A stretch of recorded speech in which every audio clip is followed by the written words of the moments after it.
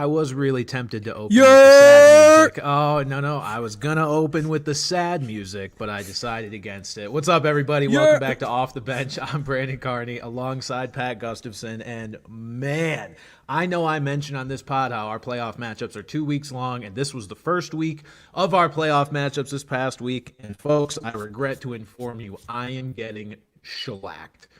It's just not, as Pat wipes his fake tears. Frauds! Yeah, frauds. More like, I mean, look, I don't even know how to explain it. I don't have full excuses because the biggest detractor from me being in actual contention here in this matchup is because CJ Stroud was so bad. But CJ Stroud played most of the game, so I can't blame that on injury. What I can blame it on is all of his weapons dying and me also previously owning all of his weapons, essentially. Nico Collins going down very early in that game, taking away not only points I could have potentially had from him, even against a tough Jets secondary, but taking away a target for CJ Stroud to get me some points there later on in the game. But CJ Stroud instead was relegated to a day of throwing to Noah Brown and Robert Woods and Brevin Jordan in bad weather. And folks, I sit here down roughly 36 points in non-PPR, which is a hefty deficit, I will tell you that much. You know, I was watching the games because had I, to those listening, had I made our playoffs, I would have been playing Brandon. So I was just kind of sitting there like, my team dropped like 85 non-PPR points. So I'm like, oh, I guess it's a good thing I didn't make the playoffs. So I'd be beating him. Because I wasn't checking his standings. Then at the end of Sunday night, I went and looked at his team. I'm like, what the fuck? I'd be beating him. Yeah, it's a big bummer because, like, I look at it as if, you know, let's say CJ got me even 15 points instead of 3, and Nico got me, like, 6 points instead of 1 before he left the game. I'd be staring at a less than 20-point deficit. And, like, that, I've overcome that in the playoffs before in a 2-week matchup, but now we're looking at 36. Like, look, I'm not writing anything off. Crazier things have happened. I've seen people in this league multiple times this year go for 150 points. If I could pull one of those out of my ass, it almost doesn't matter what Austin does, you know, this upcoming week. I would still probably come back and beat him, but it's definitely a long shot. So, folks, I'll be putting together the all upside lineup this week, whatever form that takes. I still don't know exactly, especially if both CJ and Nico are out. I'm going to be plucking like Jake Browning off the wire. I'll stack him with fucking Trenton or Winter. I don't know. There's going to be some finagling. Yeah, Tanner Hudson, your boy. There's definitely going to be some moves to be made. You posed a lot of oh God, I'm already fucking up what I want to say here. Calvin Ridley scenarios here. What did you end up going with? Yeah, so I was torn on the flex, torn on defense, torn on a lot of things. I did end up settling on Jerick McKinnon in the flex spot, actually, which that was an option. That was an option that only presented itself, after we recorded our pod last week, and we'll talk a little bit about that in a few minutes. But I ended up going with McKinnon. Truthfully, Pat, all my start-sit choices were right. Like I was dealing with Ravens D versus Packers D. Ravens D scored more, and they saved themselves with that late punt return touchdown. Jerick McKinnon ended up being the highest scoring flex eligible player I had on my roster. So I did what I could, man. Look, I've never been screwed over by a mid-game injury like this, and this is the type of injury that, unless it's a player that you know has a history of injuries, you just can't do anything about. Like, it's part of the game. If this is how my season ends, yes, it will suck, but at the end of the day, I had a great time this season. I made sure my team was fun to watch and competitive and really good for the entirety of the season. And that's all I can ask for, is making sure I enjoy it throughout the year, truthfully. So, look, huffing on a little bit of copium for sure, but that is I've always said that's my goal every year, is that I can just have a good team and care about it for the entire season and ideally into the fantasy playoffs as well. And that's what I have. And hey, maybe we'll have a little miracle here that I will update you guys on. Maybe what I really need to run into, Pat, is like a defense and kicker that combine for like 40 plus. That's what I need. I need one of those where Brandon Aubrey just went for like, Brandon Aubrey just dropped 23 on people's heads. I need a defense that scores like 2 touchdowns and a kicker that scores, 20 plus points. And that's possible. I just got to go find the right pieces and, fingers crossed, folks. Send your vibes my way, because as of right now, it is certainly bleak. But Pat, I see you made the playoffs in 4 out of 5 leagues, so hey, that's pretty good. I know most leagues, except obviously, the one that matters. except the one that matters. Obviously, most leagues, or I should say a lot of leagues, didn't start the playoffs until this upcoming week. So talk to us about those leagues. How are you feeling? Are you feeling confident? You think you're going to pull out all four, or is this more of a hopefully we squeak one out situation? If I had to guess, I'd say I'm going to end this year with 0 championships. My best team is like 10-3, but I'm skidding. And it's a 16-man league. So options are slim. And I think I've lost like 3 in a row. I do have a dynasty team where it's like my team was 2-6, and then I ran the table and snuck into the playoffs as the last seed. But man, I'm a buzzsaw. So I'm gonna be a problem. And then I've just got a couple other teams where it's like, yeah, my team is good, but like, is it championship good? I don't know. But hey, the way I see it is I'm gonna get to play. Hopefully, I'll at least make the championship in some of those, and I get to play until week 17.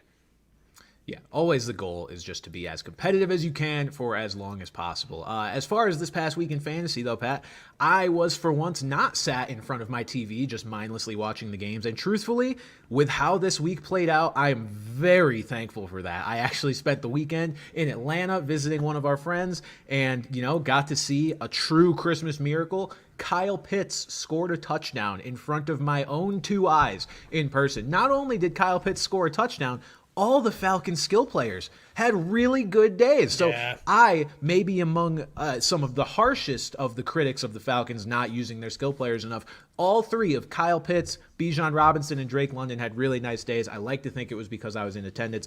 Did the Falcons lose in devastating fashion? They sure did. But at least they're on the right track offensively. I got to say, though, Desmond Ridder still made some baffling, head-scratching decisions, and he is just going to be gone after this year. But we knew that already. Did you see that like horrendous tweet? I don't remember who it was from. It was from like that one of the aggregate accounts where it was like Shohei Ohtani signing is like the football equivalent of Younghoe Koo signing for this. And it's like, first of all, oh my God, my brother in Christ, stop it. And second of all, like that cursed him. Yeah, that tweet, that is that tweet's fault.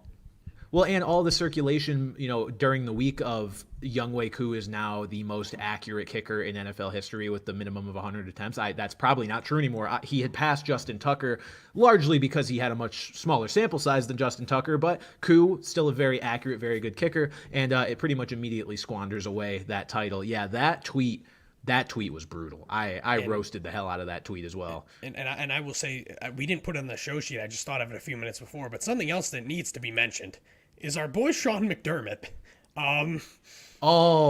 Invoking Al-Qaeda as an inspiration on teamwork and organization.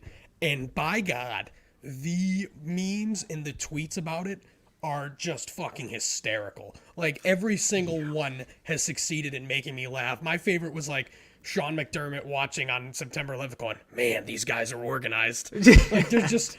And then it's like Patrick Mahomes, like they're photoshopping him on the fucking Osama bin Laden. Like, Twitter, no matter how much of a shithole it is now, is undefeated in terms of memes. And this was... Oh, yeah. And I mean, obviously the dude's not... Well, the dude's going to get fired, but not because of that. But like, what the hell was he thinking? A New York team, nonetheless. What the hell was he thinking? But at the same time, it's like, I'm glad he did it because we just got so much just brilliant content and just people dunking on this bozo. Yes, the Baghdad Bills came out to play this week. No, I the day after Pearl Harbor, nonetheless. I was in absolute awe when I saw that quote come out, just because of the premise that he built that comparison on is a premise that you could go so many other normal directions almost any other direction. Like, why is Al-Qaeda the first thing that comes to your mind when you think of organization? You could have gone so many other ways. I mean, I like birds that just fly together and migrate together. You could go beavers building a dam, anything. But no, he went with terrorists as a team from New York. Just truly fascinating. And I know it wasn't something that was meant to be public necessarily, but when you say that heinous of shit in front of your team, that's going to get out. It got out. Also, and wow. I need to shit on him more where he was like, oh yeah, I didn't read that report, but it was a character assassination. Like, my brother in Christ, like, you said it. And yeah, don't be mad at the report. Be mad at whoever leaked that to the reporter. Right. I get nothing gets me more mad than when people get mad at reporters for quoting things that you said. Like, Yeah.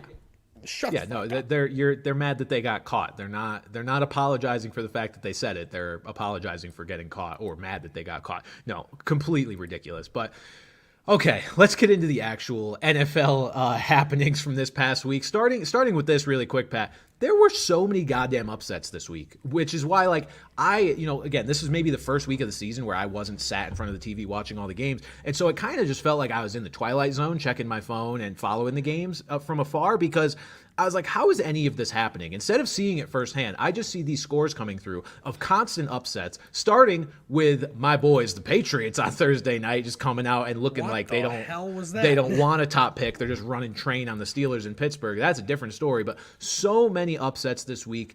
Schefter tweeted, I think it was the most of the season. We had 8 technical underdogs that won. And yeah, just a testament to the chaos that the NFL season is continuing to devolve into as more and more injuries and weirdness piles up. In so many so many playoff implications to teams that needed to win. Yeah. Steelers, the Texans, the Packers, the Jaguars, like the Colts. These are teams that, like, you look at the schedule the rest of the way and you're like, oh yeah, that's a win. Like, Apparently they not. could very well cost them, especially in the AFC with how competitive that playoff race is. Some of those teams are probably going to cost themselves a playoff spot based on just this ridiculous week. Yeah, I mean, look, you've got the Jets beating the Texans, not just beating the Texans, beating them 30-6. That is The Jets. wild. Shout out Zach Wilson, like genuine shout out Zach Wilson. He balled out. It's not going to change a goddamn thing, and I think everybody in that building knows that. But with all the again, people were mad at Diana Rossini for correctly reporting that he did not want to be put back into the lineup. Like, yes, that's a thing that happened, so it was reported. Right. But with all that and just what he's gone through in his New York tenure, like, good for him. Good for him. Yeah, no, I love the quote that came out. Zach Wilson apparently said it to DJ Reed, Jets cornerback. It said, well, what's the worst that could happen? Do they bench me again? I got nothing to lose. And that's the exact attitude you should have. I feel like that's probably the attitude that Aaron Rodgers probably, imparted in him, because there was a report that Rodgers talked him basically into starting again after he didn't necessarily want to. And I would have understood if he didn't end up starting again because he didn't want to. Like, they've jerked him around so much that why would you give any more time and effort to this organization? Just get to the offseason and get to another team and start over. But hey, he said he had nothing to lose, balled out, maybe put some extra, decent plays on tape there, and maybe he can get himself, extra couple bucks, or maybe a more favorable situation in free agency. Who knows? Zach Wilson, his fate will be decided in this offseason, and he's still ass for sure, but he'll be a backup somewhere most likely, or maybe a bridge quarterback. God forbid. I feel sorry for that fan base if your team does decide on Zach Wilson as a bridge Oh no, not the Falcons. The Falcons are getting Justin Fields. I basically earmarked that already. I don't care. Yeah, just looking down some of these other upsets, I don't have in front of me exactly what, the spreads were on these games, but I imagine the Buccaneers beating the Falcons in Atlanta, I'm sure, was an upset, just continuing to muddy up the NFC South. There are, I believe, no teams with winning records in that division now. The Bucs and Falcons are tied at 6-7. Sick, really cool. Nobody wants to win that division. That's fun. The Bears beat the Lions by 15. Dominant. Of course, the Bears were at home, at least in this game. Then we've got, I'm just looking for the obvious upsets. I mean, we had this disaster game, the Vikings beating the Raiders 3-0. Horrific. I've never in my days, Pat, that game needs to be fired into the sun. Any tape from that game needs to be set on fire and buried. And they play the Chargers on Thursday night. Like that, the Raiders play the Chargers Thursday night. That's going to be another single-digit affair. Like, the over/under on that game is probably 11. Like, oh man, like Easton Stick versus Aiden O'Connell, baby. True that's show. Gonna be and then both games last night were huge upsets. Tennessee on the road, down 14 with under 3 minutes left, and then the Giants just not down, but they handled Green Bay for most of that night. Like, they were in control for most of the night, but just a topsy-turvy. And like we said, all those teams that lost there really needed to win. Maybe not Miami, but all those other teams really needed to win, and they just laid a fucking egg when it mattered the most. Yeah, Tommy DeVito coming through, Will Levis coming through, and suddenly, especially for DeVito, You're looking at a team that is technically a game out of a playoff spot now. I mean, there are some tiebreakers that I don't also have in front of me that would probably need them to maybe be, win extra games beyond just catching up to these 6 and 7 teams. But the Giants are now peeking into the playoffs there. They are not far out of the picture, which is just wild. That's how the NFC is just kind of broken down. So many teams are still in the mix. If you're still terrible, you could still be in the mix. What a Linsanity run this has been, though. I mean, oh my, yeah. Because, there've been a lot of Linsanity runs in terms of guys just playing out of their ass for a couple weeks, but it's the fanfare surrounded by it. Like, this guy is an icon. Like, I saw a tweet where it's like WFAN is going to induct him into several Hall of Fames by the end of today. Like, and then his agent and his parents and just the whole thing. Tommy Cutlets, the guy is just a caricature, and he'll probably make $60 million in his career now because of it. Oh my God! If Tommy DeVito makes $60 million, that would be something. Oh, not in one contract, but No, of course. Look, that'd be more deserving and a more valid way of paying somebody than what Daniel Jones is getting. So, look. Cool. At least Tommy DeVito, I'm happy for Giants fans because he's making their season fun. I do not think Giants fans would be having any fun if Daniel Jones has been under center this entire time. That's just how much I believe / don't believe. Especially how bad DeVito looked their first couple of games, too, for him to genuinely, again, play pretty solid. Yeah, now you've got a cult hero, this Italian stallion with his agent that looks like a mob boss, and he lives at home with his mom. I mean, Tommy DeVito is a caricature of an Italian man, and is somehow also back just Italian stereotypes by like centuries. It's not good. I mean, when this emoji, the hey, I don't even know. For people that aren't watching, I hope you know what I'm talking about when I just say, hey, how you doing? That emoji being used as heavily as it is. Yeah, get back to the line with your face and stand there with your shirt. That getting so much use is just a testament to what Tommy DeVito has done for this fan base and for Italians all over the world. So yes, plenty of upsets here. But Pat, there was certainly one upset that was probably more talked about than any other. It was an upset involving still a good team that ended up winning the game, but not one we expected to win. And the ending caught a lot of attention. Of course, we are talking about the Buffalo Bills taking down the Kansas City Chiefs in Kansas City with the one play everyone's talking about, Kadarius Toney being offsides and Patrick Mahomes not being happy that it was called. Before I get into how I feel about this situation, Pat, I'd like to hear your take. When you saw what happened and all the fallout, what was your reaction? Well, the biggest thing for me was I wasn't like paying fully attention, and all I see is Mahomes being held back by like an entourage of people. I'm like, what happened? Like, I'm like, is he yelling at someone on the sideline? Like, what is he doing? And then it's like, he's mad about the offside call? Because that was just clear as day. Like, they showed the replay, and it was just clear as day. And what a bitch this guy is. Like, this guy has taken such a hit, at least in street cred, because he basically invoked, like, maybe he was offsides, but they shouldn't have called it. To bring up the fact that, hey, now that took away a highlight reel play from Travis Kelce's career. Motherfucker, stay on side. Like, how does he not, like, and then there's these pictures showing where it's like, oh, Tony's looking to the, first of all, no, he's looking to the far judge on the other side. You look to the near side judge. And when he's looking, how does he not see that his foot is in front of the football? Like, how does he not see that? Like, in the moment watching that play, like, that, what a cool fucking play. I wish it counted, but it would have counted, had he been onside. And just his rationale, and then for him to go and kind of change his tune and be like, oh, apparently Tony was offside all game. Why didn't they just call it all game then? Or why didn't they warn him all game? It's like, sure, like, valid gripe.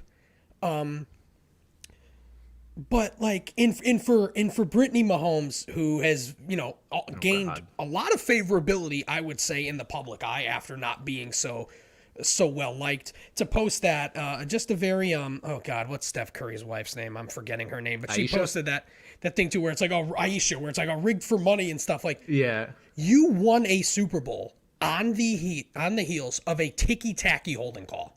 At very best, you can call it tic-tac. At the very worst, you can just call it a missed call. Mm-hmm. Like, you literally won the Super Bowl. And then he's like, oh, let us play. I didn't hear you complaining about that call when you were hoisting the Lombardi. But the thing is, a lot of what he said is true. The officiating in this league is terrible. It's terrible, and you do need to be held accountable, but you are just using a horrible example for it. For this to be the play where you're like, oh, and what a fucking tool he is to go up to Josh Allen. Oh yeah, and say, that was worst bad. call I've ever seen, Josh. Like, Miss Piggy, like, shut the like, be a man and go and say good game because you lost. You lost. That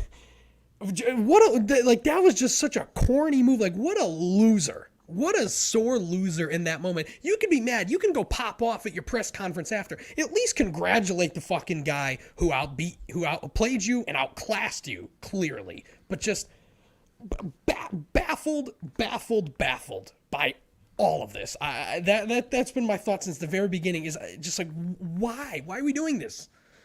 Yeah, Mahomes saying that to Josh Allen, by the way, after a couple years ago, Josh Allen loses a playoff game to Mahomes where he can't even step on the field just because of a stupid rule. Like, you need to understand when things are in your favor to be classy about it, and then when they're not, still be classy about it, which Mahomes absolutely was not. I will say, I was definitely more gung-ho on my take of fuck Mahomes, fuck Andy Reid, shut the fuck up, until I saw Dan Orlovsky's breakdown where he showed Kadarius Toney being offsides all game. I'm only a little bit torn on that because it's like, on the one hand, I feel like the refs should have been paying attention, and if you're going to call that, call it at some other time throughout the game first, because it is weird if he's been... fair. Yeah, it is weird if he's been, just as much offsides on previous plays and they don't get called, and you don't throw that flag. But also, you need to understand that being offsides and them not catching it is not permission for you to continue to be offsides. You need to look at that as being, oh, cool, we got lucky on that, they didn't catch it, whatever. Somebody on your team, Coach Reed, one of the assistants, anybody needs to catch this and be like, hey, back up, stop doing that. You're not really gaining an edge by being an extra 6 inches up on the line anyway. So stop putting yourself in this position that could potentially cost us, in a significant play All he later needs is on. 3 inches in that situation. Right, exactly. And the funny thing is, like, the same thing happened with Jawan Taylor in opening night, where, like, he was clearly jumping early on every play, and then they finally called at the end of the game. And speaking of Jawan Taylor, he was not on the line of scrimmage. He was not in line with the center's belt waistline where he is supposed to be. So Toney is 2 yards ahead of this motherfucker. Yeah. What this comes down to for me, Pat, is something that we've known all along. Kadarius Toney's stupid. He's not a cerebral player. He makes stupid mistakes all the time. There are constant mental mistakes from this guy. It's the reason that he hasn't ascended into like an all-pro level receiver. It's the reason it's the reason he's still not on the Giants. Like, this guy is a head case, and you come into it time and time again with these head case receivers that only stick on rosters because they're talented. These kinds of things pop up. The fact he has not memorized, first of all, where the line of scrimmage is and to check yourself to be on it before the play starts, and he hasn't figured out that you should be checking with the official to make sure you don't get called for it in a clutch situation like that. It's just a testament to who he is as a player and why he will never ascend to that next level of receiver. Like, we thought, Kadarius Toney is one of the reasons that nobody thought the Chiefs were going to be this down horrendous at receiver coming into the year. Like, they obviously last year, their first year post Tyreek Hill, they had Juju, and that was enough alongside like the extra guys like Sky Moore and MVS, whatever. This year they lose Juju. People are like, okay, whatever. Kadarius Toney will step up, and then maybe we get something out of Rashee Rice, and we'll have basically a net same talent level at receiver, and it won't matter. It'll be fine alongside Kelsey. It's not fine because Toney's not going to take that step forward, and the only receiver you have on this roster that's worth a damn is Rashee Rice, and he is a rookie. So, yeah, Kadarius Toney is he's a bum. He's not ever going to be the great player that we once thought he could be, and this play is just a reflection of that. And the Chiefs absolutely need to shut the fuck up. I'm not surprised that this finally happened. That Mahomes has kind of become a villain or caught the public ire, because that's just you can't be You can't be flawless forever when you're in the spotlight like this as the NFL's golden boy. Like it's just not going to happen. So I hope that he learns from this and, handles these situations a little better going forward, because buddy, let me tell you, you have gotten a favorable whistle more than a few times. So let's settle down. Maybe Tom Brady handed over the golden boy, Yeah. to him years ago, even when Brady was still playing. And Mahomes would be great in the NBA, because I like to say in the NBA, guys literally commit murder and get called for a foul, and then, or like. So Yeah. Mahomes is crying to the ref. Mahomes is like LeBron every play, crying to the ref, wants something, and now something happens against you, and you are going to go that far in the other direction. Like, you can criticize it, you could just say like, yeah, I think it's bullshit. They should have called it offside all game. But just the lengths that he has gone to over this. And it's all whataboutisms. It's about like, oh, what about Von Miller being offside the play after? One, I don't think he was. Like, the angle that the people keep tweeting, it's like, it's not a really good angle. It's like, I don't know if he was in the neutral zone. But when it comes down to what about this? Well, what about this? He was offside. They threw the flag correctly, and it cost them the game. Yeah. We don't need to go any more from there. And I hope that Reed and Mahomes get hefty fines. If you have a player that knows what the line of scrimmage is, or at least knows to check whether he's on it, this doesn't happen. That's all. Yeah. That's all it is. And the Chiefs skimping on wide receivers and thinking they could get by with less than par talent, that it's just another way that it has come back to bite them. And so I don't feel bad. I also think that a lot of this and a lot of the outrage is boiled over from the season the Chiefs are having. I think if this game brought them down to being what would their record? I mean, they're 8-5, so they're 11-2. Let's say it brought them down to like 11-2, and it's only their second loss of the year. Don't think the reaction would be as severe, but I think Agreed. Because it is now piled up and now they're 8-5 and they look human and they're 2 games off the 1 seed in the AFC. They are 1 game worse. ahead of the Denver Broncos in the AFC West. The Denver Broncos were a close game against the Houston Texans away from having the first place in this AFC West, and it's still not impossible that they end up taking that crown away from the Chiefs. But Pat, let's move on from that just a little bit, but also in that game, we did not see Isaiah Pacheco. Now, the last time we recorded this pod, we talked about Isaiah Pacheco, and we'll get to this later as well, as one of our potential league winners for the fantasy football season. Little did we know that this shoulder injury that popped up, shoulder contusion, would keep him out of the game. I don't think we really thought that was a possibility. So many times but he's popped up on the injury list at the start of the week, and he will be limited on Wednesday and then just be fine. Right. Turns out, nope. Was not fine. I saw a lot of people, and I mean, I just enjoy Reddit from afar at this point, just seeing what stupid shit people say and not actually taking any of it into account. But I kept seeing people say throughout the week, like, it's a bruise. He's not going to miss the game because of it. He's a dog. He wouldn't miss it. And I'm like, guys, stop trying to predict what's going to happen with injuries like this. Like, you never know the severity. And it turns out it was more severe than we thought, and created a sort of also a civil war on Reddit of which player should be the pickup in the stead of Isaiah Pacheco. Was it Clyde Edwards-Helaire? Was it Jerick McKinnon?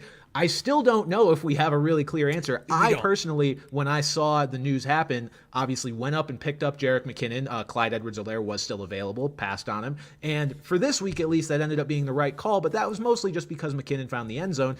By the same token, I picked him up largely for that, because I remember down the stretch at the end of last year, he was the red zone guy, and I also just didn't want to have Clyde Edwards-Helaire because Clyde Edwards-Helaire is not very good at football. And if I have to choose between 2 guys who are likely going to be in a timeshare to replace another player, I'm going to pick the one that I think is actually kind of talented, and that's Jerick McKinnon at this point. But to break down what they each did in this game, McKinnon played 45% of snaps, had 2 red zone touches and a touchdown. Clyde Edwards-Helaire played 48% of snaps and had 1 red zone touch, obviously no touchdowns. Clyde Edwards-Helaire had, I believe, more overall touches, but McKinnon had the more high-value touches, and that is what I expect to continue if Isaiah Pacheco continues to miss time. We don't know whether he will or not. There was talk of or excuse me, they put Brian Cook on IR, and they had the opportunity to also put Isaiah Pacheco on IR. They chose not to, which suggests, the Chiefs think as of right now he'll be back in the next couple weeks. Whether that means this week or not, we'll have to wait and see. If Could you also are mean looking in for a 2 more pickup, weeks, yeah. it could mean 2 more weeks. True.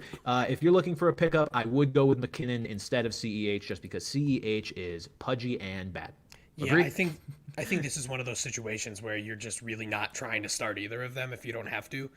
Like I picked up in a couple leagues, I picked them both up more so to kind of just like be a troll and like say Sure. you're not getting either of these guys. And I did start CEH over McKinnon in one league. This was the one where I was starting like Kenneth Gainwell, so like obviously a better option.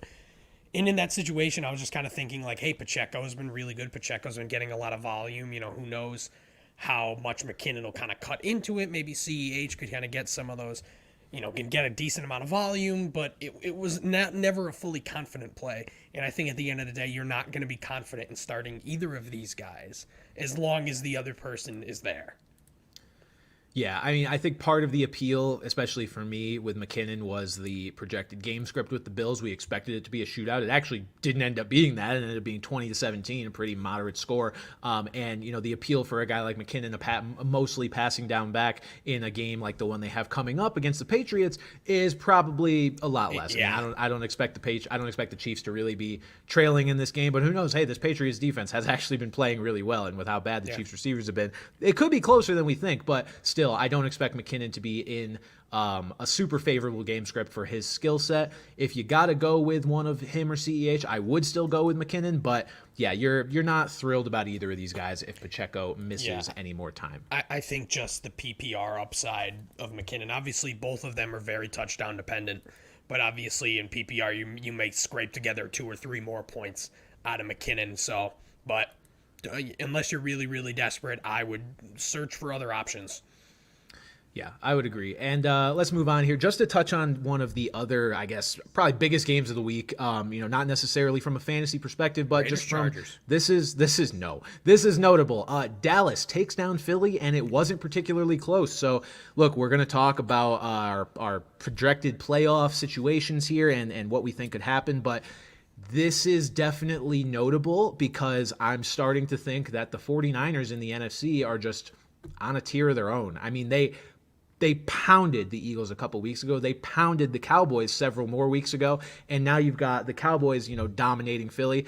I just think these teams are all kind of beating up on each other, and the scores are what they are. But the 49ers, at the end of the day, are sitting pretty on top. I know they had that weird little 3-game losing streak in the middle of the season.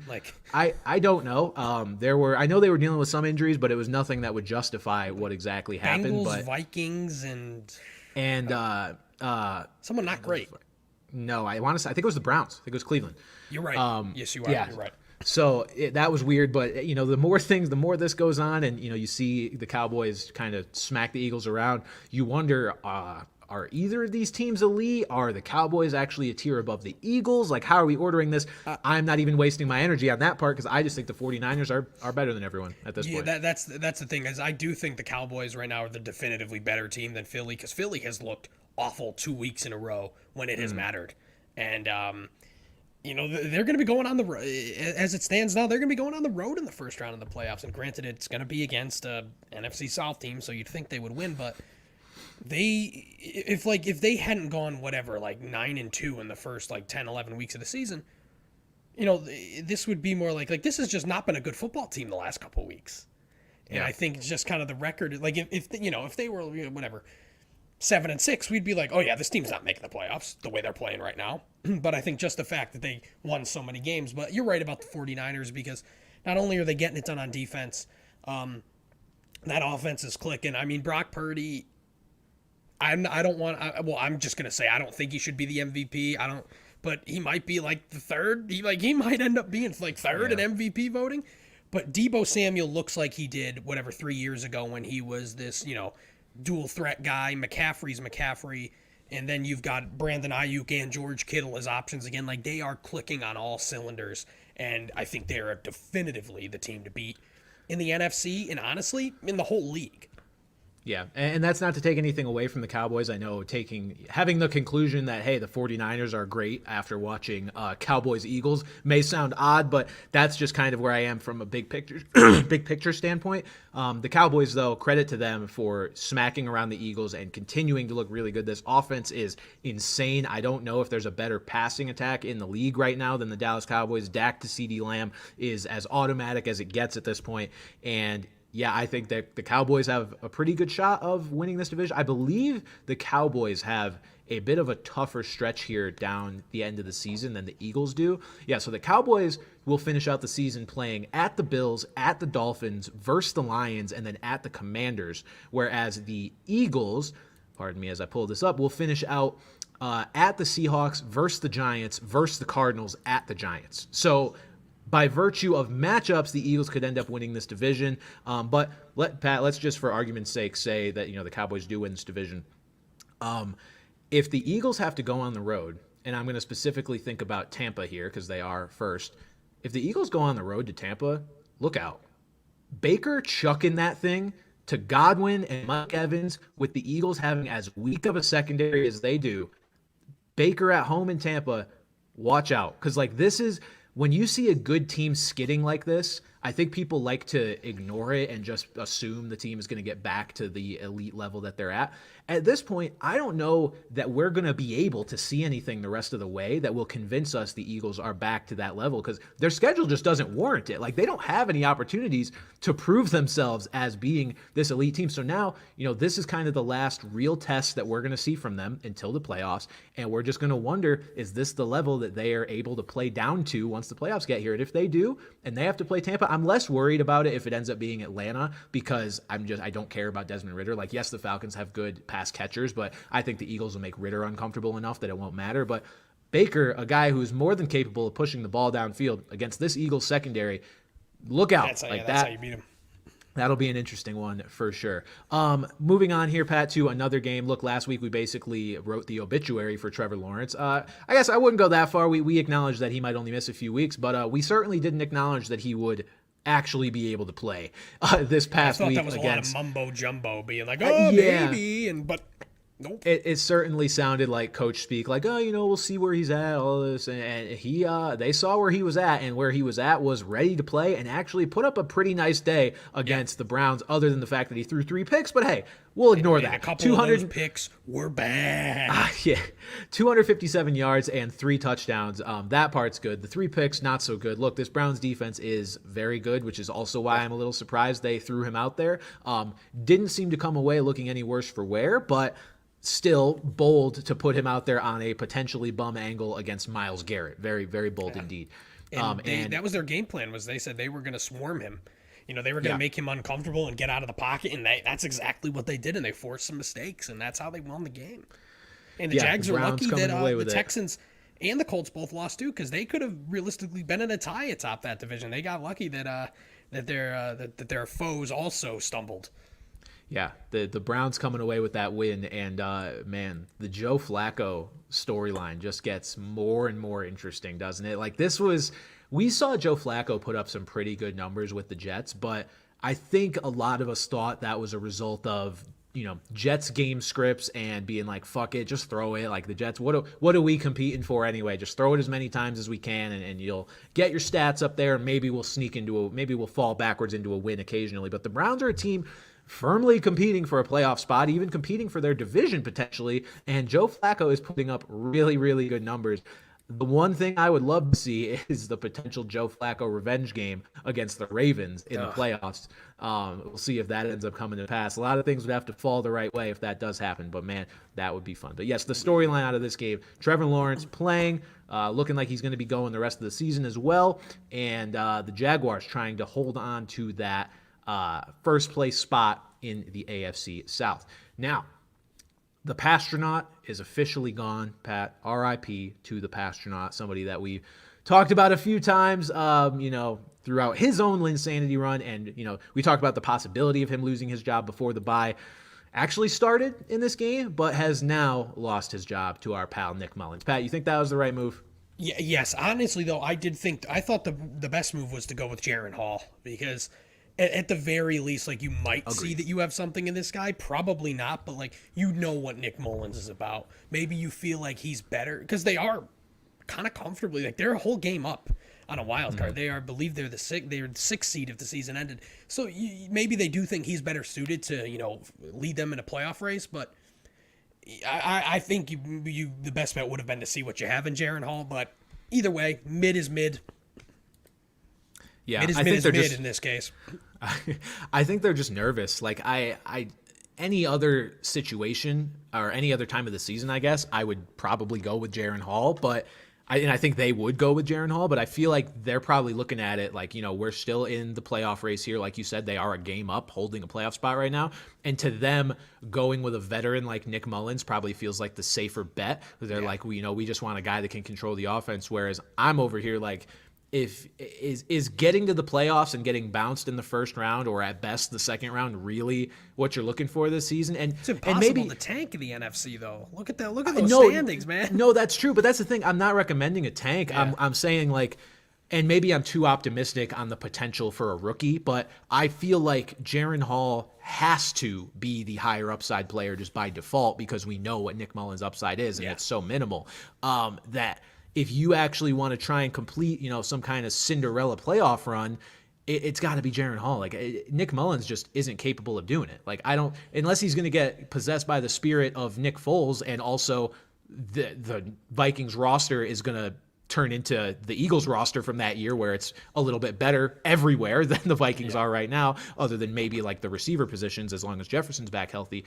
I don't know why you don't go with Jaren Hall as the upside play. Maybe he will get a shot here down the stretch if Nick Mullins puts up two stinkers, but we saw Nick Mullins for a lot of this game against the Raiders, and it wasn't good, and they still said he's our guy for this week. So I don't know. I'm still holding out hope that we could see a little bit of Jaren Hall here down the stretch and maybe even in the playoffs. We will have to wait and see on that one. Pat, we talk about this every week, and it only seems to get worse. There are more and more injuries here to talk about, starting with who I just mentioned, Justin Jefferson. Justin Jefferson, insert Grandpa Simpson's meme here of coming in, taking his hat off, immediately putting it back on and walking out the door.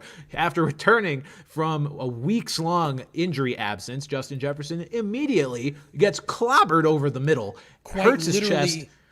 The definition of a hospital ball. Yeah, he got sent to the hospital after that play. Thankfully, Kevin O'Connell says he has a good chance to play even on a short week. The Vikings will play Saturday versus the Bengals this week, so that is good news. Nothing more to really talk about there with Jefferson, although I do want to point out, I did see a funny tweet about, it was like how Tom Brady mentioned that quarterbacks don't keep their receivers safe anymore, and that it's part of the decline in quarterback play, and the ball to Justin Jefferson is an illustration of that, to which I quoted that and said, my guy, some quarterbacks are just bad.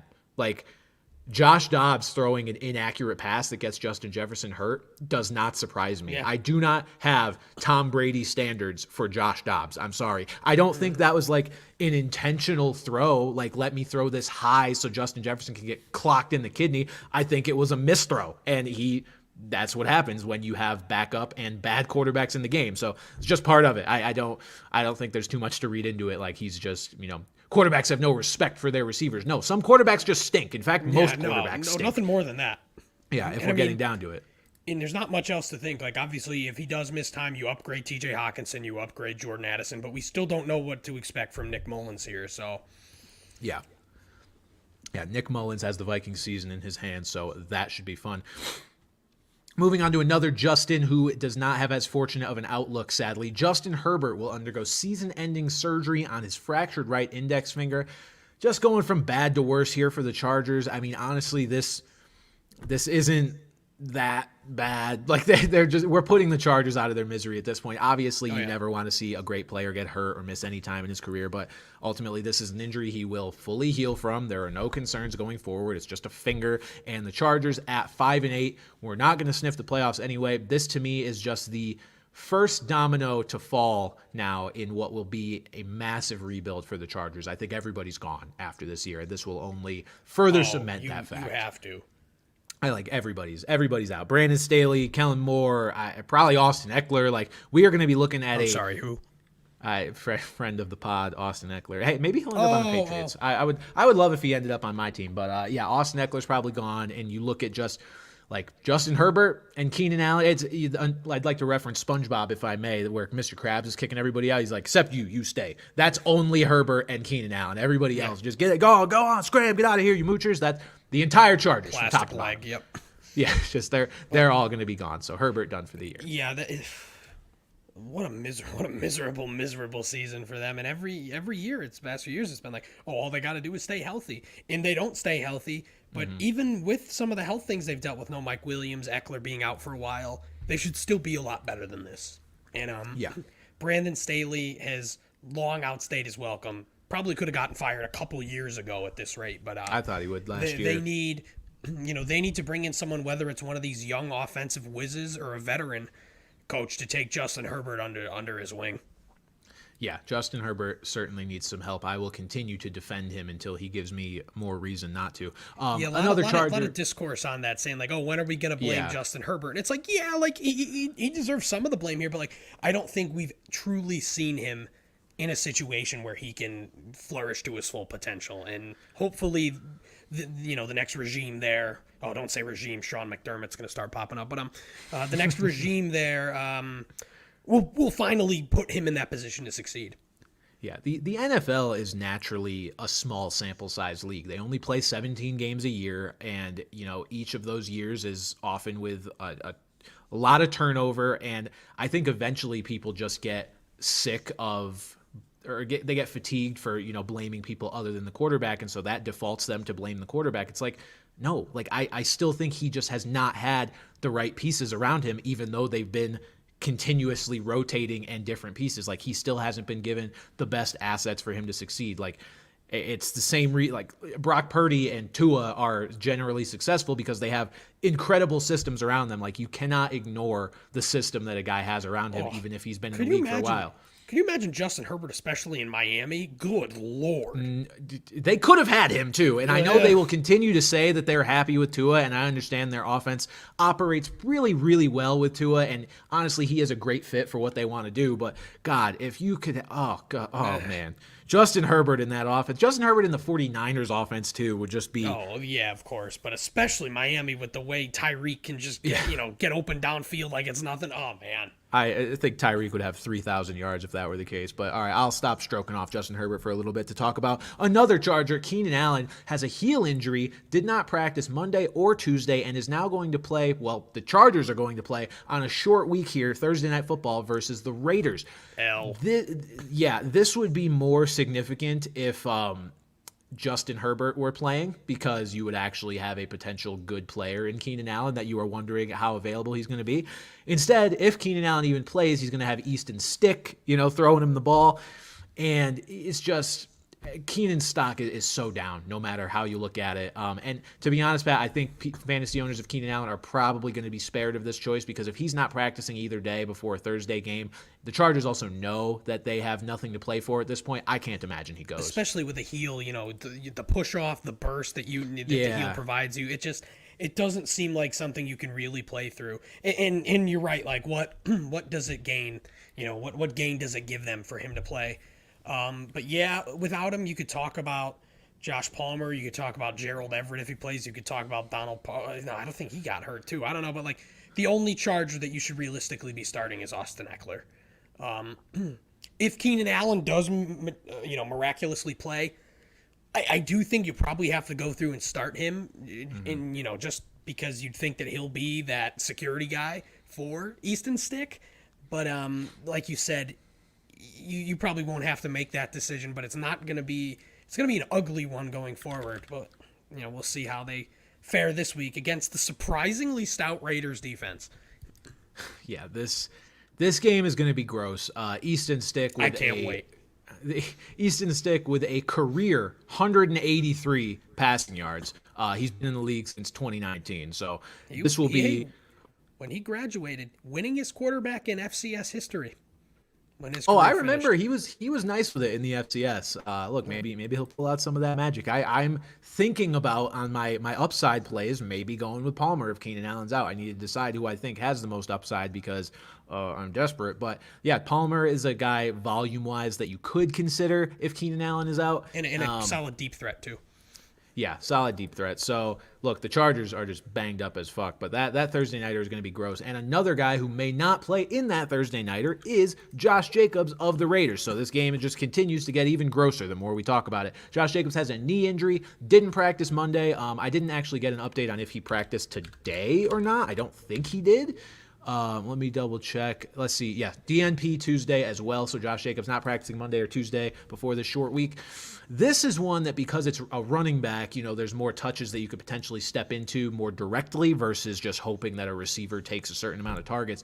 Zamir White, I think, is a feasible desperation play if you really need one, given how the Raiders I don't know who else is going to get the ball. I mean, you're not going to feel great about it, but I think it's at least on the radar. I think it's a little bit gross, but I do think Amir Abdullah might be the best play, at least in PPR formats, just because he's been clearly ahead of Zamir White on the depth chart, but solely because of, he's the passing down back when Jacobs is off the field. White just scares me because we have not seen him in any capacity, really. Even, Jacobs has been, very healthy the last few years. We haven't needed to see Zamir White. And I think just the bigger concern, too, is that this offense has not been good. And it's not that they have been, disastrously bad. We've seen some teams, but, they can't score points. Literally last week, they cannot score points. They cannot move the ball down the field. You look at the box score and you're like, it's not like a disaster. You're like, how does this team not, score some points? But they are just so anemic is the way to put it. And it's do you trust Zamir White to fill Josh Jacobs' shoes? Because he has scrounged up a couple of solid weeks. I think he's gone over 100 twice in the last 4 weeks. But it's Josh Jacobs. He's one of the better running backs in the league. We're talking Zamir White, who we have not seen at all. Or you're looking at passing down backs like Amir Abdullah and, God forbid, Brandon Bolden.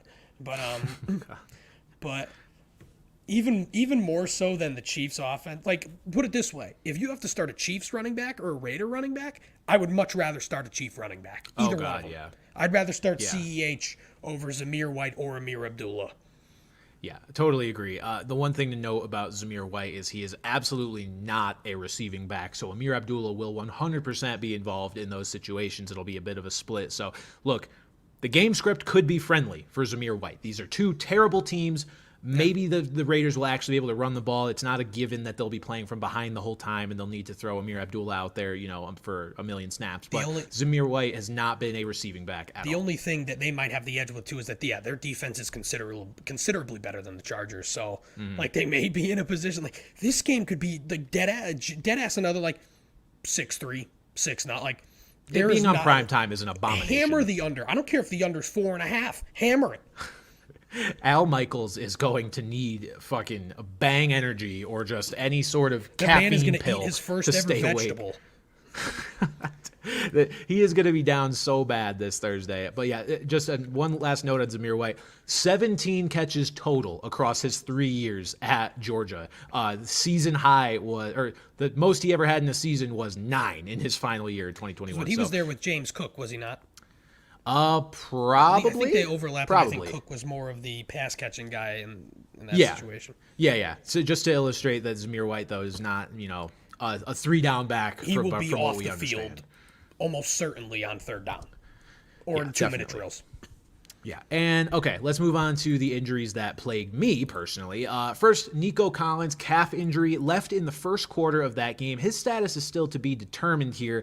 We don't exactly know whether it's going to keep him out for a long period or not. What we do know is if it does, in theory, Pat, Noah Brown's the pickup here, right? But Noah Brown did not record a single reception against the Jets after Nico went out. Now, you could attribute that to the Jets secondary being really good and the conditions being really bad. It's still worrisome. I think I'd feel okay about Noah Brown if C.J. Stroud emerges from concussion protocol and Nico Collins misses the game. But I need those two things to happen if I'm going to think about putting him in my lineup. A lot of the Twitter discourse, was like, oh, look how good Stroud is now when he doesn't, when he's on, he has Bryce Young's level of weapons. And it's like, oh my God. I'd like to think that it was the conditions, that it was the Jets' elite defense. But, as a Stroud owner, are you worried if Collins is out too and no Tank Dell and no Dalton Schultz? Are you going to confidently start CJ Stroud? I mean, I'm definitely downgrading him a little bit, but like for my personal situation, if CJ Stroud emerges from concussion protocol, I'm not going out and getting Matthew Stafford to start him. No, I will continue to start CJ Stroud, even though he is only throwing to Noah Brown, Brevin Jordan, Robert Woods. Like that's basically who he was throwing to start the season. Like people forget Robert Woods was like his number one receiver for a month. I know Nico Collins was doing some stuff there as well, even though Tank hadn't necessarily emerged yet. But no, CJ's too good, man. Yeah. And the other thing is you beat Tennessee through the air. Tennessee is tough against the run, especially with their fierce duo in the backfield. So you've got to think that Stroud will bounce back from this. And if no Nico Collins, I guess Noah Brown. Again, that's a desperation start. Sure. I don't think like you're saying like, oh, he's the number one in CJ Stroud's offense. I'm hammering him in my lineup. I still wouldn't do that. He's firmly on the flex radar, but yeah, that would be unfortunate for such a fun young team to kind of get bitten by injuries and have it be their undoing. Obviously, if it's Davis Mills this week, just pull the fucking plug. You're not touching that offense. Oh, my God, no. Giraffe-looking ass. The one guy I would feel better about, again, assuming Stroud were to play, would be Brevin Jordan in the absence of Nico Collins. Sure. Brevin Jordan just continues to be like, I'm not going anywhere. Even in this disastrous game, was their leading receiver, only 3 catches for 35 yards on 3 targets. But in games where there's going to be a much higher passing volume, look, CJ Stroud only threw the ball 23 times, and then Davis Mills came in and threw it 5 more times. There's going to be more volume there, and if Nico is out, I think Brevin Jordan becomes almost a certifiable tight end 1 if CJ Stroud is out there. But let's talk about CJ Stroud himself, Pat. We don't know if he's going to come out of this concussion protocol, and to me, the pickup in that case would be the Titans defense. Like that becomes a very startable play against Davis Mills. That's the type of play that I might go with as I'm chasing all these points against Austin. Especially if he's going against Davis Mills and Robert Woods and Brevin Jordan. Yeah. Obviously, if Stroud does play, you're a little more concerned about that. Or even if like Nico Collins plays with Davis Mills, you're a little more concerned. But it's probably going to be one of the better pickups, at least in terms of defenses that are going to be available to pick up. Yeah, definitely. If I'm, I need to find those defenses that might squeeze out a couple of touchdowns here, 2, maybe 3, if I can get incredibly lucky. And look, the Titans against Davis Mills are as good of a bet for that as I think I'm going to get anywhere. Then we've got Alexander Mattison, Pat, a very popular subject on this show. He has an ankle sprain. We don't, again, know the severity of this right now. The pickup here is a guy who sadly I dropped, but it was for Jerick McKinnon, so it was necessary. Ty Chandler would be the pickup here, and I think Ty Chandler becomes probably one of the better plays, or at least the most priority pickup of the week, just in terms of the role that he will be stepping into. Absolutely. And, like we said, who knows what to see about Nick Mullins, but we at least think they'll be more competent than they were last week. But yeah, Ty Chandler's looked good. Even in a couple weeks where he split the workload with Alexander Mattison, he's been able to produce. So, yeah, especially out of the guys that we've talked about, like I prefer Ty Chandler. If Ty Chandler's in this lead back role, I prefer him to over anyone that we've brought up. Yeah, Ty Chandler's a guy who actually is a 3-down back. I mean, how good of a 3-down back he can be, that remains to be seen. But he's a guy who, if Alexander Mattison is out, you may not see come off the field for anything other than a breather throughout that game. Pat, a guy very close to your heart, Tyreek Hill, we have to talk about. He has an ankle injury. He's day-to-day. So Tyreek was in and out of that game. There was really no indication that it's going to be something that will keep him out of the upcoming weeks unless it really flares up during the week. But here is what I thought was interesting. This reporting coming from Jeff Howe. He said Hill said that he couldn't cut or change direction. And from Hill's mouth, he said, it's going to be like that till the rest of the season. My mindset is I'm going to go in and I'm going to dominate no matter how I feel. This sucks for Tyreek Hill owners, knowing that it's going to dampen his productivity, but at the same time, he has some of the best straight line speed we will see in the NFL. Now, important to note that, having straight line speed is largely predicated on, or at least that straight line speed being effective is largely predicated on the routes that you're running and making somebody think that you're going to go outside or go inside before immediately sending your ass straight upfield faster than lightning. If those in and out routes are not as much of a threat and defenders aren't as inclined to buy that you're actually going to run them, or if you're not able to sell them as well because of this injury, that could affect some things. That being said, if you have Tyreek Hill and he's playing, you're not taking him out of your Yeah. lineup. So you just need to lower your expectations. He is certainly the fantasy MVP. He might be the NFL MVP. If he is playing, I don't care if they amputated his foot. If he's out there, you have to start him. I do think there is real worry, though, that he doesn't play. Because if again, this is a team that is probably looking long-term, even though they're possibly fraudulent after last night's performance. But they probably still have Super Bowl aspirations, and you need Tyreek Hill. This is one of those situations where, like, if you need to sit him for the week in order to, ensure his health the rest of the season, I think you should do it. I think you should do it. And if he's out, man, there's only one man, and that is Jalen Waddle. Holy fuck, send him to the goddamn moon. Yeah. If Tyreek Hill's out. In terms of other guys there, like, it's just such a hodgepodge of white guys, basically. Craig Kraft, It is. Braxton Berrios, Durham Smythe, Cedric Wilson, not a white guy. Apologies, Cedric. Chase Claypool. Hey, is it time?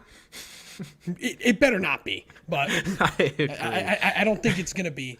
But maybe upgrade the running backs a little bit too. But like, probably like in my end of ends, like Tyreek is a guy that wants to play. Like realistically, should he have even been out there last night? Probably not. Probably not. But once all that adrenaline goes down, all the numbing medication goes down on him today, we might be singing a different tune. So I mean that's a huge one to follow. If you have Tyreek Hill, you're probably in your playoffs, and the worst possible blow. I'm so glad I didn't make the playoffs, man. With Pacheco, Jonathan Taylor, Mark Andrews, Tyreek. Yeah. Those are four of my best players. I'll tell you what, I'm not glad that you didn't make the playoffs. I wanted to be facing your ass. I'd actually have a realistic chance. Yeah. I mean, God damn it. I just how crushed would I have been if basically four of my best players to go down like that? But that's the one to keep an eye on, and just keep your fingers crossed, man.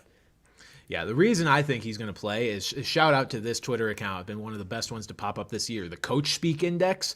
They evaluated what Mike McDaniel said about Tyreek Hill. McDaniel said, I'm optimistic about Tyreek in general, and he labeled Hill as day-to-day. McDaniel, according to this account, has a 90% reliability rating on Injury Coach Speak, and so it's a good sign when he says he's optimistic about them. So I think Hill will be out there. Obviously, Bears watching regardless, and if he is out there, he's going to be less than 100%, that coming from Tyreek himself, which sucks. But look, maybe depending on what percentage that is, if it's still 80-90, that is still a lock it into your lineup. His 80% is better than a lot of people's 100%. Better than probably 99% of the league's 100% for sure. That's a lot of numbers here. Let's stop doing that because it's making my math brain hurt. Okay.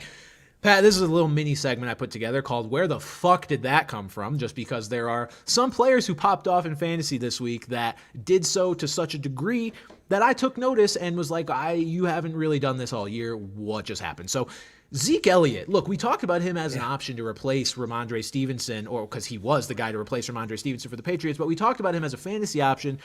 I don't think anybody thought he was going to be RB1 on the week, which is what he ended up being. Played, obviously, in that Thursday nighter, ended up dropping 27 PPR points, and nobody in the games following surpassed that. So shout out to Zeke. I mean, this one's obvious. For as long as Ramondre Stevenson is out, Zeke is a player you can absolutely have in your lineup. Probably an elite flex play and an RB2 play if you want to, if you're in a position where you need a guy like that. Zeke is an automatic start going forward. This one, Pat, definitely more surprising. David Njoku goes for 27.1 points. I mean, this is just a result of Joe Flacco, but what the fuck was that? Long touchdowns, man. Yeah, those long touchdowns, they'll come out of nowhere and make a guy's fantasy total just be absolutely egregious. I don't, again, because they were such long touchdowns, I don't think they are reliable going forward. But I will say this much, with Joe Flacco leading this offense, it is definitely a more potent passing attack. So if you are a person with David Njoku who has basically just had him in your lineup all year because you haven't had a better tight end option, there's certainly more optimism for him going forward. Maybe not for 20-plus point performances, but for consistent double-digit PPR performances, definitely more reasonable. We got Desmond Ridder here, Pat. Desmond Ridder, another player I got to watch in person over the weekend. And, man, his fantasy point total was deceiving because he went off for 25.38 points. This tends to happen when he squeaks his way into the end zone with his legs. It's a lot like Josh Dobbs. It's like the games valuable. the games where he gets in with his legs, he looks elite. But he's not. And anybody who watched this game knows that Desmond Ridder, he had some nice throws, but he also had some horrific decisions and horrific awareness. Desmond Ridder is still a bad player. I am not considering him for fantasy lineups despite his 25.38 point performance, which I believe was a season high or at least a top 2 performance for him on the year. And then finally, not as crazy of a total, but Wan'Dale Robinson dropping 17.5.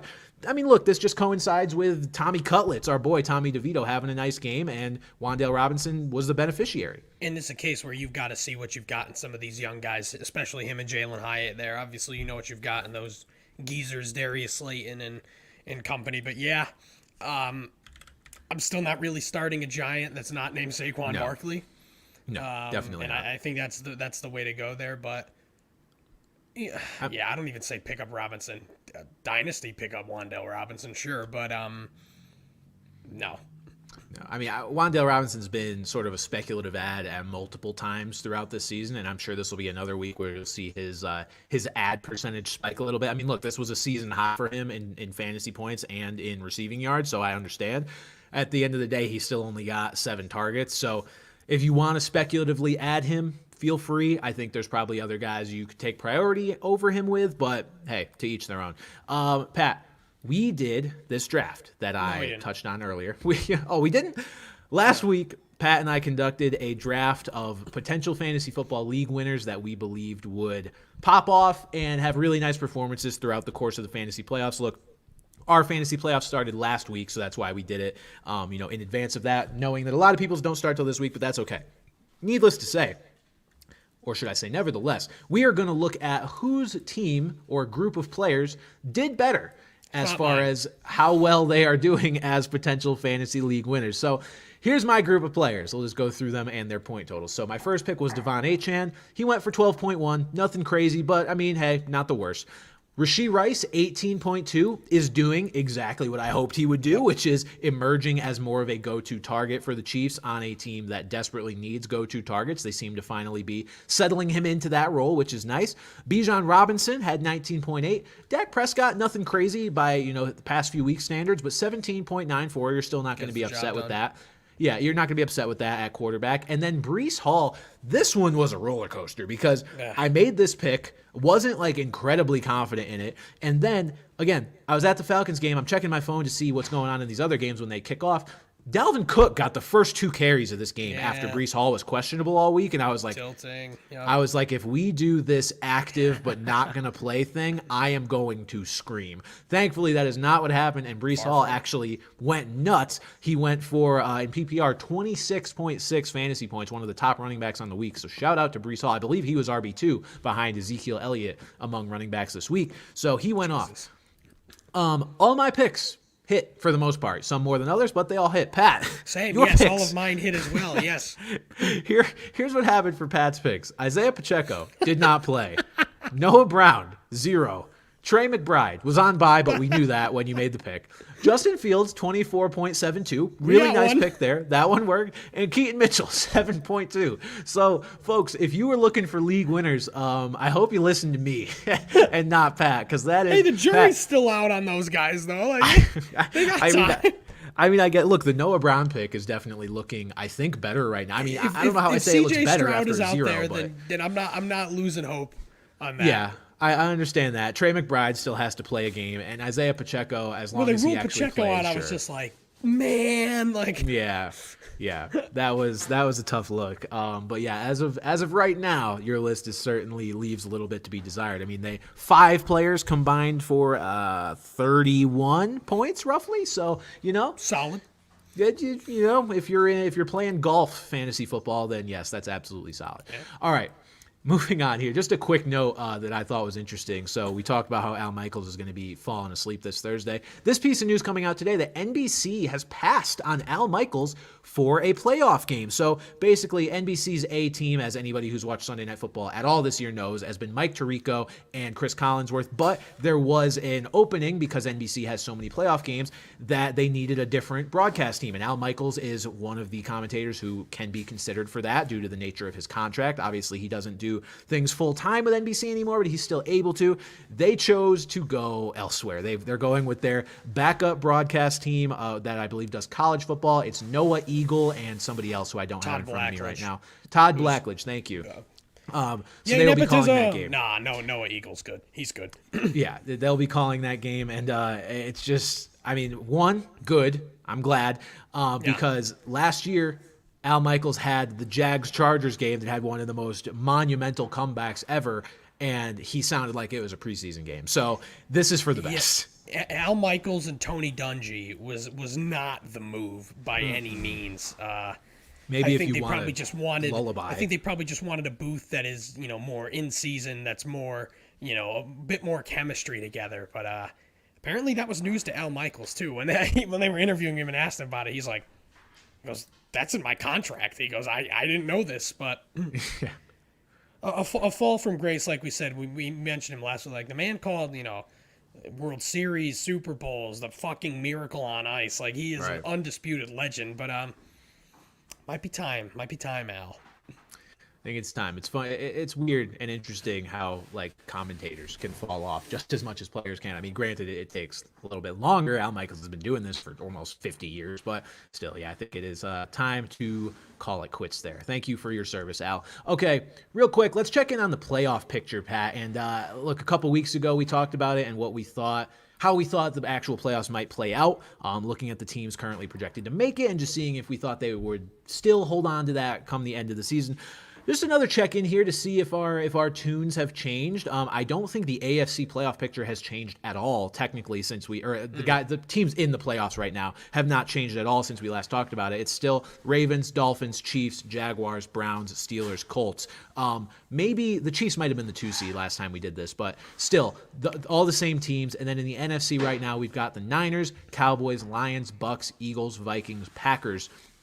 Don't believe that's changed too much either. I know the Cowboys obviously have now taken the 2 seed, knocking the Eagles down to the 5 by virtue of winning that head-to-head game this past week. But, Pat, I'm still trying to parse through what I think is going to happen here. Look, the Texans stealing that playoff spot is definitely – so my predictions 2 weeks ago were this. I said that the Broncos and Texans would take playoff spots from, I believe it was the Browns and the Colts.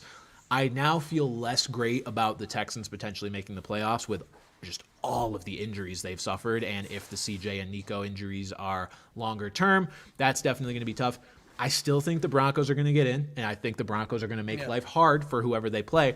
Beyond that, I mean, people are going to start talking about the Bills again because they just beat the Chiefs, but the Bills ultimately sit at 7-6, and their remaining schedule is Cowboys, Chargers, Patriots, Dolphins.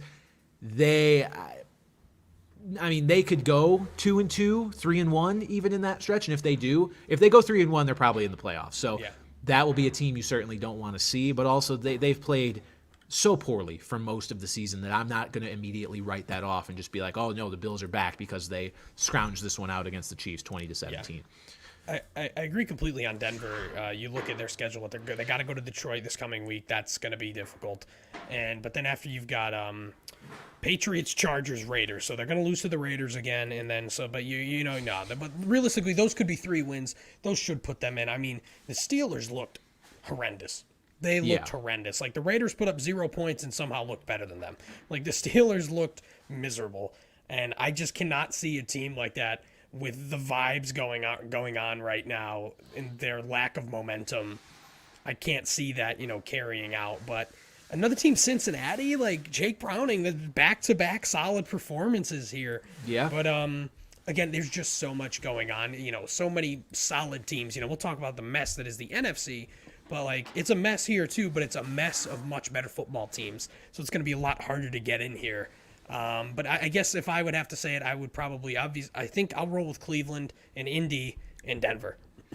Cleveland, Indy, Denver. Okay, I like it. Yeah.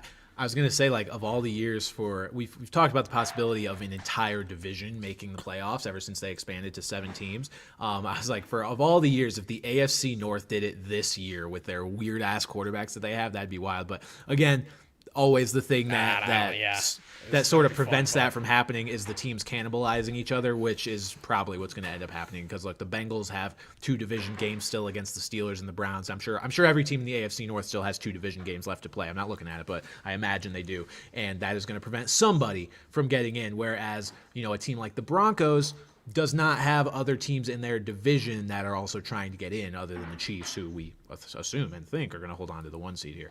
As far as the NFC goes, like, it's still just gross. I think with how close the Rams played the Ravens, I feel maybe more confident in them stealing one of these spots from either the Vikings or the Packers. The Vikings, I just still don't think are going to keep this up. Like now, especially now that they're moving on to Nick Mullins, I don't think they're going to end up making the playoffs. But the NFC is more than likely going to have a team make the playoffs with a losing record. That's what would happen if the playoffs started today. They would be 6-7. And it's the give and take of the seven playoff teams. Like in the AFC, we're going to see another pretty solid team, granted close to 500, but solid.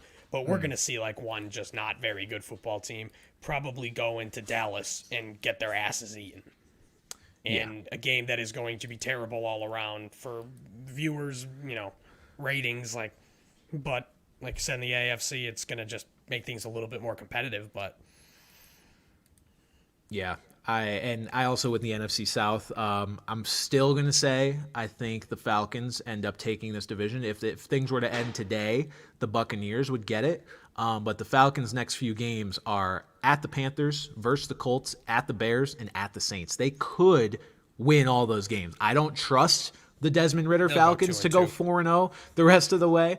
But the Buccaneers have a bit of a harder schedule. They are going at Green Bay this week, then versus the Jaguars, and then versus the Saints and at the Panthers. So I'm going to go with the Falcons there. And I think the Buccaneers could also steal a wild card, though, which, somebody's going to have a losing record and take it. We could get two NFC South teams that we really thought was possible, but they're both, 3 of the teams are going to be in the wild card mix. It's just disgusting, clearly inferior. It's funny because they're probably superior at the top, but just top to bottom, just the NFC is incredibly top heavy. It is absolutely wild. Okay, moving on and finishing off with our viewer questions. We just got a letter. We just got a letter. We just got a letter. Wonder who it's from. All right, first question. Can we spend a significant amount of time bashing Tua, please? Odd request, but I do want to talk about it because I think every time Tyreek Hill comes out of a game or is injured to a degree, it reminds people that Tua's not that good. Tua is good. Tua's a good quarterback. He's not that good. He's always going to be a guy that has his limitations but can operate incredibly well within a certain structure when he has elite playmakers around him. But I think, it happens so often with the NFL, and it drives me nuts, people lose sight of context when things are going well, like for a certain player, or when things are going poorly for a certain player. They just, for some reason, ignore the situation that player is in. Tua, and again, a guy, Brock Purdy, who I mentioned earlier, they are in such incredibly favorable situations. Yeah, they're going to have good numbers, and that's not to completely detract from them as a player, but it's to detract a little bit. Like, they are not their numbers. That is not the player that they truly are. And so I'm not going to bash Tua and say that he's god-awful, but I will say that Tua would be thought of as more of a 10 to 15, top 10 to 15 quarterback in the NFL, in other circumstances, whereas now people are trying to shoehorn him into like number 6, 7, like just because he's had a really good year. No, Tua's not that good, and that's just how it is. But the Dolphins have made do despite that fact, and credit to them for doing it. When he has been bad, he has been bad. Like some of the decisions that he makes, poor would be putting it nicely. Right. And there were times in the pocket when the pocket would collapse and he would collapse. Like he really rarely ran out of the pocket there, and rarely made good passes when under pressure. So I think last night just goes to show that like Tua should not be in the MVP conversation, and Tyreek Hill should probably be the MVP, because you look at what happened. They didn't put up another point in the first half when he was gone. Then he came back and they looked astronomically better on their first drive alone. So I think that just goes to show that Tua is more of a product of the system than say like Tyreek Hill for sure. Yeah, Tua is good. He's not great. And who's better right now, Brock Purdy or Tua? I think it's Brock Purdy. Man, I've honestly, Pat, I've never tried to separate them. In my head, They're I'm very just similar like, players. I'm just like, they're the same player. They're both operating in, the Shanahan system, more or less. They both have really good skill players. I think I'd lean Brock as well. It's really close. Splitting hairs. It's really close. But if I had a ranking ranking, all they'd of be them, next they to would each be other. back to back. Yeah, definitely. I put together a QB ranking list like before the season that I just pulled up, and I think it still holds, which, credit to me for being so smart and not having a list that would be affected by what happened throughout the course of the season. But Tua, I had, let's see, 1, 2, 3, 4, 5, 6, 7, 8, 9. I had him at 9 before the season, and I think I'd probably bump him down to 10 because I had CJ Stroud below him at the time. But yeah, Tua is going to be a guy that operates from the top 10 to 15 quarterback range his whole career. And the numbers he puts up, because he has a freak of nature like Tyreek Hill, are not going to sway me into a different opinion. Next question. Do you trust Flacco or hurt Lawrence more in fantasy? So this is an interesting question because, look, Trevor Lawrence, we don't know how hurt he still is. I mean, he put up okay numbers other than all the picks. But Pat, which one of these players would you pick if you had to start one this week? I mean, if you were in the playoffs, you might have this choice. But Trevor is at home against the Ravens, whereas Joe Flacco is at home against the Bears. What would you go with? I think, wow. It's tough because of the matchup. I think mostly. Trevor, just because we've seen, especially the last few weeks before his injury, he started to look really good. And, maybe against the Ravens, maybe they're losing. Maybe he needs to play catch up and throw the ball more as opposed to the Browns, who are probably going to be able to control the tempo of that game, maybe run the ball a little more. Could I see Flacco having the higher floor in this situation? Absolutely. I think he probably does have the higher floor in this situation. But I think if you're really looking for to possibly maximize, get the highest ceiling here, you're going Trevor. Yeah, I think that's true. I mean, we just saw the Ravens give up a lot of points to Matthew Stafford and the Rams. But that almost makes me think, do I think their Ravens defense is gonna, shit the bed twice in a row? I don't know. This also, let me look up an injury really quick. I don't know what Kyle Hamilton's deal is right now. I know he got hurt. Let's see. Kyle Hamilton suffered a sprained MCL and will be week to week. So, I mean, if Kyle Hamilton's out, that's definitely a boost for Trevor Lawrence in that matchup. Yeah, I'll say Trevor. As much as the Flacco run has been great, and if you're desperate at quarterback, I don't think he's a terrible option. I would still go with Trevor Lawrence. I might have to play Joe Flacco. Over Jared Goff. I've been rolling with Jared Goff in a 16-team league, and he has been fucking bad, dude. And yeah, in of course 16-team, here am I thinking, I'm like, oh, maybe Jake Browning's available. Oh, God, I fucking wish he was. Yeah, right. It's Joe Flacco and Tommy DeVito are basically the best options available to me. So decent players in this economy, absolutely not available. Yeah. Okay, next question. What should I do with Gabe Davis? This question coming from Brennan. Hey, see this? You see this? You see what I just did there? I dropped it. Pat has dropped something. I dropped it. You should not only not start Gabe Davis, you could probably drop him. The nature of this question makes me feel like you're surprised. Not you, Pat. The person asking this question, you're surprised by what Gabe Davis did. You're frustrated with his... This is who you drafted. And he's been the same thing all year. If you don't want to risk a goose egg in your lineup, take him out. He's as capable as anyone of dropping 20 points. But it is an absolute coin flip of if he's going to do fucking anything at all. So don't be surprised when he goes for 0, when he is the most likely player, I think, in the NFL, skill player-wise, to go for 0 who plays as many snaps as he does. And here's the thing. Here's another thing, too. You look at the pattern. He's gone good game, bad game, bad game, good game, bad game, bad game, good game, bad game. So he's due for another bad game before the good game. So maybe hold off another week. If that actually holds the way it's been going, if that's just spooky. That is spooky. If that holds the same way. But yeah, Gabe Davis, we've talked about Calvin Ridley as being kind of this uncertainty. Gabe Davis is just miserable to own in fantasy because he is the guy that you guaranteed you will not play him correctly. You will either start him when you shouldn't have, and when you finally give up. That's why, I said, just fucking drop him. Make him someone else's problem. But no, you've got to hold on to him just for that spike week. But you've got to have a more consistent option. You've got to think there's a lot of those kind of mid-tier wide receivers that I would rather play than Gabe Davis just because they have a floor. Gabe Davis does not have a floor. They may not have Gabe Davis's ceiling, but Gabe Davis does not have a floor. Even Calvin Ridley has more of a floor than Gabe. Agree. Like I'd rather play Calvin Ridley. Calvin Ridley got 13 targets this week, and yes, he only turned them into 4 catches for 53 yards, but Gabe Davis had 2 targets. Like, Gabe Davis has weeks where he just does not exist in that offense because they prioritize Stephon Diggs, Dalton Kincaid, and James Cook, and even Khalil Shakir above him. So and now you got Dawson Knox back as well. Yeah.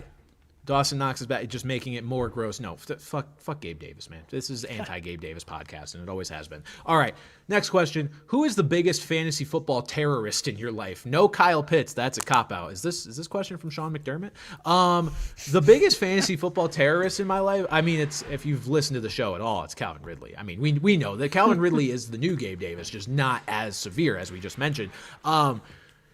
Yeah, I mean, it's Calvin Ridley, but look, honestly, a guy being a terrorist in fantasy football for your team and for your lineup is predicated on you continuing to start him and them underperforming. I haven't really had a player like that this year, which is nice, because like Calvin, I kind of just said middle of the season, like, I'm not starting this guy anymore. If he proves to me otherwise, then great. I'll keep him on my bench and see how it plays out, because I know he's talented still, but I haven't had a player that just truly put me through hell in my lineup, all year. Breece Hall had a pretty bad month, but even he still had a decent floor, at least enough for my standards. So I don't know. I'm still going to say Calvin Ridley though. Pat, what's your answer? Well, this is not for this year because honestly, there aren't really any players that have consistently fucked me over the years. So I'm going to go back to an old reliable, Randy Bullock. Oh, Randy Bullock. So this was what? This was 10 or 11 years ago. Long time ago. Where this was Texans Randy Bullock. Some of you guys watching us might have barely been alive when this happened. But God, we're aging ourselves. God, I don't like that. But yeah, well, it's tough. This Texans Randy Bullock, where he dropped -1, and I tied 56 to 56. Non-PPR points. We tied 56 to 56. And the funny thing was that, I changed my team name to Fuck You, Randy Bullock. That was my team name for the rest of the year. But I will say, at that time, I was 0-2-1, and I ran the table and became the 1 seed and then lost in the semifinals anyway. But I love it. But if you search, my ad on Twitter, by the way, follow me on Twitter, at PJ Gustafson. If you search at PJ Gustafson and Bullock, maybe we could do a live reading. I don't know if I deleted some of these. Oh, no. Maybe we could do a live reading of me. Just to remind, oh God, this was on September 11th, 2016. Relax, Sean McDermott. Just a reminder, Giants fans, Randy Bullock is kicking this week, which is the equivalent of being possessed by Satan. That's probably Giants not even fans, the worst one. Let's Giants see. fans are feeling pretty good about Bullock Some of these right I may now. not even read here. Randy Bullock is the bane of my existence. Yep, that's simple. Randy Bullock is tubby and a very bad kicker. Keeping it simple. Let's see. I think I deleted a lot of these. A lot of them were probably very violent because we were a little more reckless in high school with our tweets. I'm still scrolling here. I'm still scrolling. The fact that you're Randy scrolling Bullock through this ruined many. my life. Okay, yeah, I definitely probably called Randy Bullock a fat C word, honestly. Yeah, probably yeah. when I was 14, 15 years old. When but you yes, didn't even know what that word meant. Randy Bullock. Randy Bullock.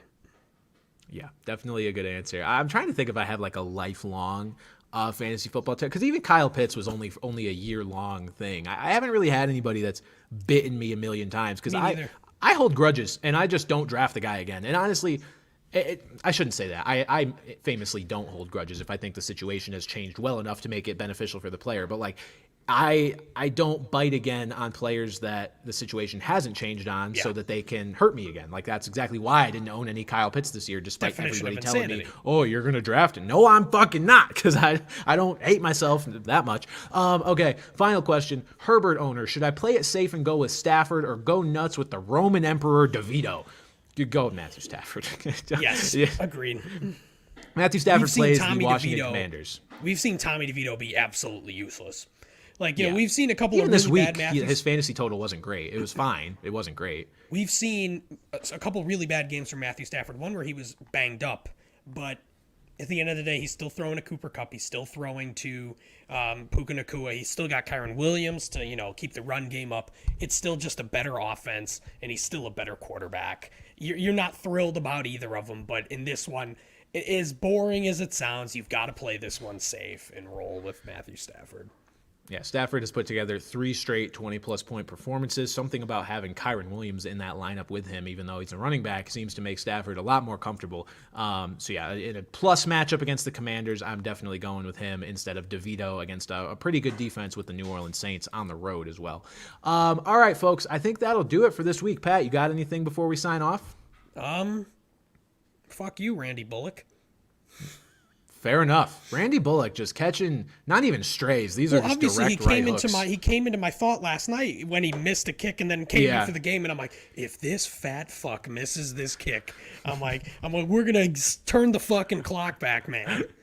I will say I do think of you literally every time I see him yeah. or think of his name. Like, it's you and him are linked. So I can't believe he's still in the league after all this time. Well, after he to be screwed fair, you he over a wasn't decade until- ago. He wasn't until No. Graham Gano got hurt. Like, it's not like he's one of these starting kickers that gets passed around. Like, he is Right. a clear backup kicker, which I guess makes a living.